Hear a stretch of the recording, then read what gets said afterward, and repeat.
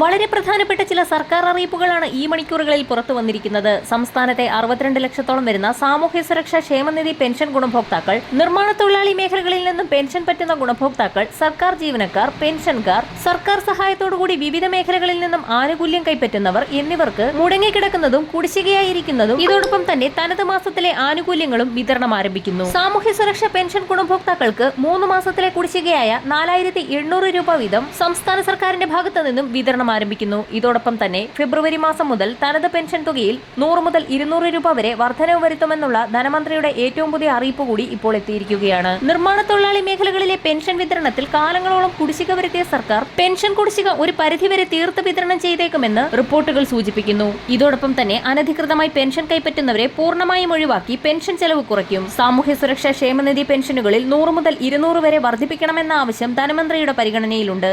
പ്രതിമാസ പെൻഷൻ കൈപ്പറ്റുമ്പോൾ തന്നെ മസ്റ്റർ ചെയ്യുന്ന പരിഷ്കാരവും നിലവിൽ വരും.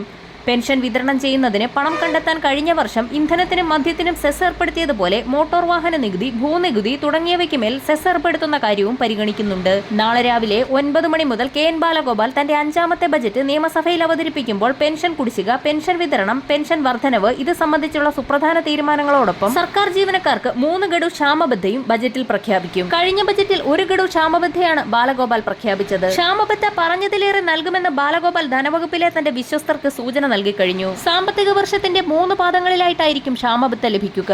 ഇതോടൊപ്പം തന്നെ പങ്കാളിത്ത പെൻഷൻ നിർത്തലാക്കി പകരം ശമ്പളത്തിന്റെ നിശ്ചിത ശതമാനം പെൻഷൻ ബജറ്റിൽ പ്രഖ്യാപിക്കുമെന്നും ധനമന്ത്രി വ്യക്തമാക്കി. പങ്കാളിത്ത പെൻഷന് പകരം ശമ്പളത്തിന്റെ നിശ്ചിത ശതമാനം പെൻഷൻ കിട്ടുന്ന പദ്ധതി പ്രഖ്യാപിക്കുമെന്ന് കഴിഞ്ഞ ബജറ്റിൽ ഖണ്ഡിക 560-ൽ ബാലഗോപാൽ വ്യക്തമായ സൂചന നൽകിയിരുന്നു. ഇനിയൊരു സമ്പൂർണ്ണ ബജറ്റ് ബാലഗോപാലിന്റെ മുന്നിലില്ല. അതുകൊണ്ട് തന്നെ ഈ ബജറ്റിൽ പങ്കാളിത്ത പെൻഷൻ നിർത്തും എന്ന നിർണായക പ്രഖ്യാപനം ബാലഗോപാൽ നടത്തിയേക്കും. സ്റ്റാറ്റ്യൂട്ടറി പെൻഷൻ സമ്പ്രദായത്തിലേക്ക് മടങ്ങണമെന്ന പങ്കാളിത്ത പെൻഷൻകാരുടെ ആഗ്രഹം പിന്നെയും ബാക്കിയാകും. വരും മണിക്കൂറുകളിലെ സർക്കാർ അറിയിപ്പുകൾക്കായി ചാനൽ സബ്സ്ക്രൈബ് ചെയ്യാൻ മറക്കാതിരിക്കുക.